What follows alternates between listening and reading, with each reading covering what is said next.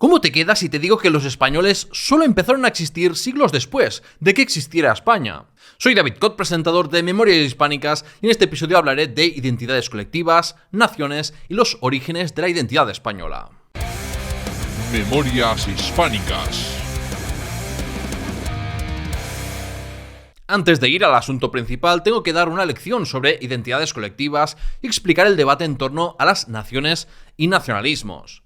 Si se definen primero los conceptos, se evitan luego muchos malentendidos.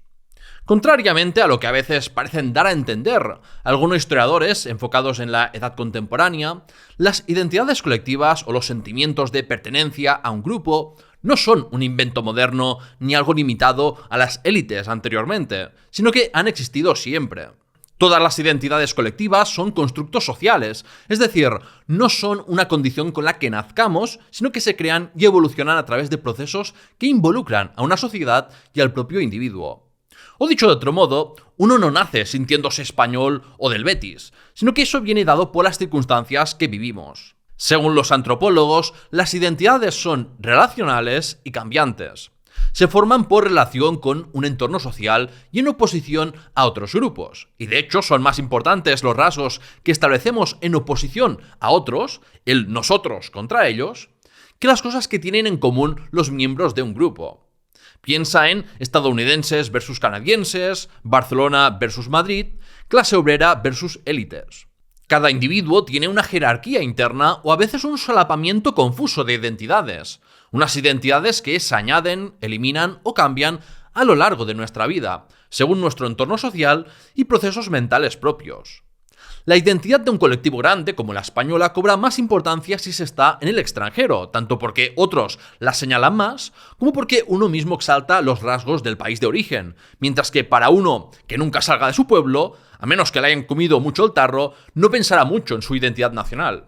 Los grupos no son fijos, eternos e inmutables. Los rasgos definitorios pueden cambiar, y los colectivos pueden aceptar nuevos miembros o excluir a otros que antes estaban incluidos. Por ejemplo, en Estados Unidos, el concepto de blanco en un inicio estaba restringido a los de ascendencia inglesa, pero a medida que llegaban más olas de inmigrantes europeos, se incluyeron en esa categoría étnica a irlandeses, alemanes o italianos. Por tanto, como alerté en el vídeo anterior sobre desde cuándo existe España, cuidado porque unos mismos nombres pueden esconder significados radicalmente distintos. En cuanto a desde cuándo existe el tipo de identidad colectiva llamada nación, seguramente no correrían tantos ríos de tinta si aclarásemos antes qué definición usamos, porque nación es una palabra polisémica. José Álvarez Junco distingue tres definiciones. La primera, la estatalista, que hace sinónimos nación y Estado. La segunda, la primordialista o esencialista, que define la nación como una comunidad humana con unos rasgos culturales comunes, una identidad que antecede y trasciende a los individuos que la componen. Los primordialistas usan nación como sinónimo de etnia o pueblo, es decir, un conjunto de individuos que comparten o creen compartir un pasado común y unos rasgos culturales, como la lengua, religión, costumbres, rasgos físicos o valores. La tercera definición es la liberal o voluntarista, que ve la nación como un grupo humano caracterizado por la voluntad de unos individuos de constituir una comunidad política y pertenecer a ese grupo. Si nos vamos a la etimología, vemos que los romanos empleaban la palabra natio para referirse a una comunidad de extranjeros unidos por un origen geográfico o biológico común. En este sentido, las naciones existen desde la antigüedad. Desde la Edad Media, nación se emplea para identificar el lugar de nacimiento y procedencia de una persona, y eso hacía que se pudiera usar para comunidades pequeñas, como cuando Cervantes decía que era de la nación toledana, o para comunidades más grandes, por ejemplo, la española o la cristiana. En la Baja Edad Media o en la Edad Moderna vemos que en ocasiones se emplea la palabra nación para significar etnia. Y por tanto, es falso decir que hasta el siglo XVIII o XIX no existían las naciones en una de las formas de entender el término. Lo que surge en el siglo XVIII y se populariza en el siglo XIX es el nacionalismo y la nación política. El nacionalismo es una visión del mundo que cree que existen de forma natural unas naciones con unas esencias determinadas y que éstas tienen derecho a autodeterminarse. Es una ideología que defiende que la fuente de legitimidad política reside en la nación y que los nacionales deben ser solidarios entre sí y le deben lealtad a su nación, casi siempre confundida con el Estado. Por eso, el nacionalismo es una herramienta de dominación muy útil para los estados y para movimientos políticos que responden a los intereses de unas élites sociales, porque sirven para mover las emociones por encima de la razón, inculcar la obediencia y aceptación de las jerarquías y ocultar las diferencias de clase. Los nacionalismos fijaron o crearon tradiciones, se inventaron himnos y banderas, y crearon un relato histórico difundido por medios de masas y escuelas. Eso sí, para que un movimiento nacionalista tenga más probabilidades de éxito, tiene que elaborar una identidad a partir de elementos culturales preexistentes, como la lengua, religión o folclore. Por eso no tuvo ningún recorrido ese invento de la región de Tabárnia, de la que se habló como reacción al independentismo catalán.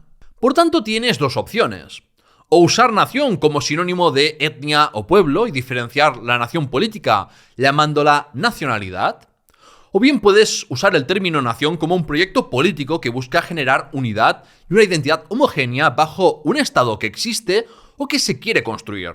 Según qué definición se use, será correcto o incorrecto denominar naciones a las identidades anteriores a la Revolución Francesa. Yo reconozco que es más útil para el análisis y para no confundir al personal diferenciar nación de etnia. Pero en tal caso siempre se debe hacer reconociendo que el término nación tiene y ha tenido otros significados. Ahora que hemos establecido los fundamentos teóricos, toca buscar cuándo empezó a existir la identidad española. ¿Pueden traducirse los llamados hispani de época romana, visigoda o altomedieval como españoles? Los romanos conquistaron Hispania, es decir, toda la península ibérica, y con ello crearon una identidad hispana, que no hay que confundir con la hispana de ahora, entendida como la comunidad de hispanohablantes. En el Imperio Romano, las identidades más importantes eran el ser romano y la vinculación con la ciudad donde se residía o que era cabeza del distrito. Pero existía una identidad hispana, por muy poco importante que fuera y que ésta adquiriese algo de relevancia solo al salir de Hispania. De otro modo no encontraríamos ya manifestaciones de orgullo de ser de Hispania, o no hubiera existido la necesidad de diferenciar entre hispanus y hispaniensis, este último para referirse a las personas que vivían o trabajaban en Hispania, pero sin ser esta su tierra originaria. El historiador galo Trogo Pompeyo escribió sobre Hispalo, también llamado hispano o hispán, un héroe mitológico fundador de la civilización que dio nombre a Hispania. Es una noticia sin fundamento histórico, pero que daba a todos los hispanos de época romana un ancestro común. Este mito fue continuado por los autores cristianos y musulmanes medievales. Sin embargo, las manifestaciones más claras de orgullo e identidad hispana las encontramos a partir del siglo V, en el contexto del derrumbamiento del Imperio Romano y las migraciones bárbaras. El clérigo Orosio destaca especialmente al identificarse con los que resistieron a la conquista romana y afirmar que Hispania dio los mejores soberanos de la República Romana, en referencia a los emperadores Trajano, Adriano y Teodosio. El fenómeno del reforzamiento de la identidad provincial particular frente a la romana ocurrió en otras partes de Occidente, y la intromisión romana con la reconquista de Justiniano no hizo más que aumentar el rechazo de lo romano, identificado desde entonces con los griegos y el emperador de Constantinopla. Bajo los visigodos vemos a Isidoro de Sevilla afirmando que los hispani eran el pueblo natural de la península y que eran descendientes de Noé, Jafet y Túbal. Su de laude Hispania ha sido muy citado por los nacionalistas españoles para venir a decir que la nación española ya existía entonces. En Julián de Toledo vemos que usaban godos e hispanos de forma intercambiable y que contraponía la identidad de los hispanos con la de los pérfidos francos. Por tanto, existió una identidad hispana potenciada al desaparecer el Imperio Romano y constituirse el reino visigodo que dominó la mayor parte de la península ibérica. Sin embargo, no existía la identidad española, porque ni siquiera existía el gentilicio español. Decir que los hispani eran españoles sería como decir que los andalusíes o los celtíberos eran españoles. Sería aplicarles de manera anacrónica una etiqueta que ellos nunca usaron. Si queremos determinar desde cuándo existen los españoles, tenemos que aplicar el mismo criterio objetivo que aplicamos cuando hablé de desde cuándo existe España. Ver cuándo se pronunció y escribió así por primera vez. Lo normal sería que el gentilicio hispani se hubiera romanceado en espánido, espaniense, hispano o españón. De hecho, tenemos testimonios escritos, como el poema de Fernán González o el libro de Alexandre, que prueban que, al menos en Castilla, de forma nativa, hispani derivó en español, similar a gascón o borgoñón. Sin embargo, terminó por imponerse el étnico español, con una terminación en ol que no es común en el castellano y otras lenguas romances del país. La respuesta estaba fuera de la península ibérica, concretamente en Occitania, el sur de Francia, tal y como destapó el filólogo suizo Paul Ebicher en 1948. Según Miquel Coll, en el documento de consagración de la abadía de Saint-Pé-de-Géneres, datado de 1096, aparece por primera vez un signatario que firma como español. Por tanto, irónicamente, el gentilicio español es un extranjerismo. Aunque esto tampoco debería extrañar mucho, porque es normal que sean pueblos vecinos los que se inventen denominaciones para los grupos que sienten que son diferentes a ellos. Por vecindad y los fuertes flujos migratorios de francos que trajo la popularización del Camino de Santiago, observamos que el étnico español aparece en documentos ibéricos desde 1129, en forma de nombre propio, sobrenombre, apellido o gentilicio. Se documenta español como nombre de un firmante de un documento de un castillo, Aragón, o un lupe español en un documento navarro de 1150.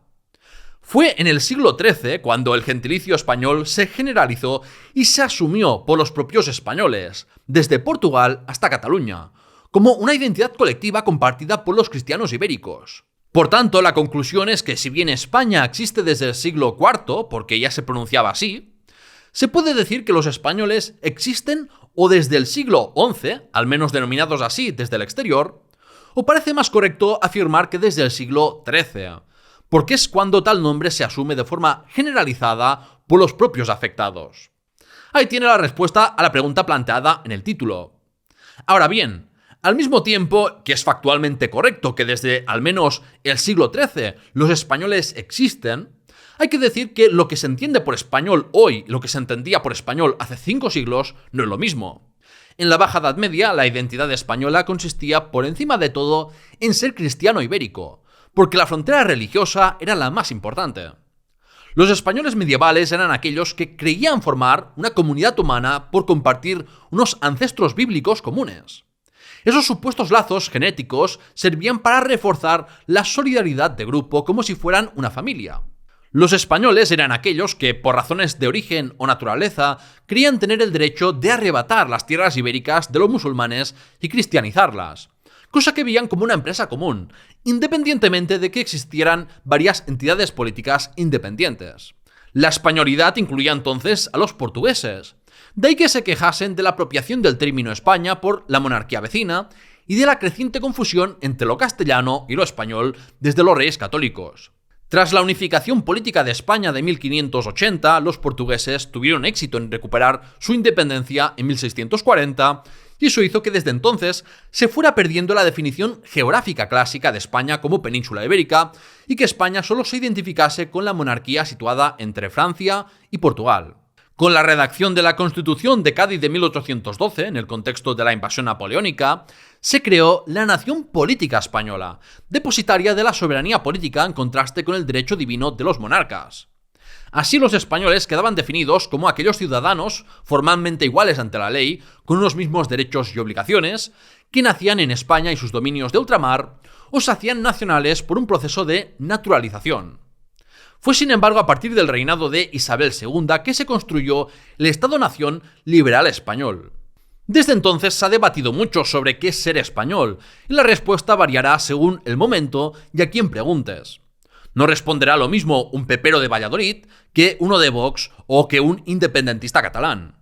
Hay quienes todavía vinculan la identidad española al catolicismo, otros que creen que España es una nación de naciones o una identidad completamente artificial, o hay quienes no aceptan a Lamine Yamal como español por su color de piel.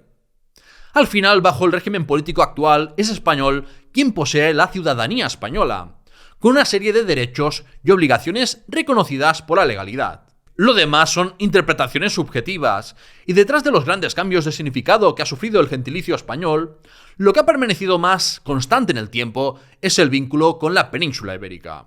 Si has aprendido algo nuevo, dale a me gusta y suscríbete al programa si eres nuevo. Tienes toda una biblioteca de contenido sobre la historia de España. Puedes apoyar mi divulgación con una donación en la página web del programa. Allí también tienes una tienda con camisetas, sudaderas o tazas y cojines que no encontrarás en otros sitios. Y puedes convertirte en mecenas en Patreon a cambio de numerosos beneficios. Tienes los enlaces a todo ello en la descripción. Gracias por tu atención y hasta la próxima.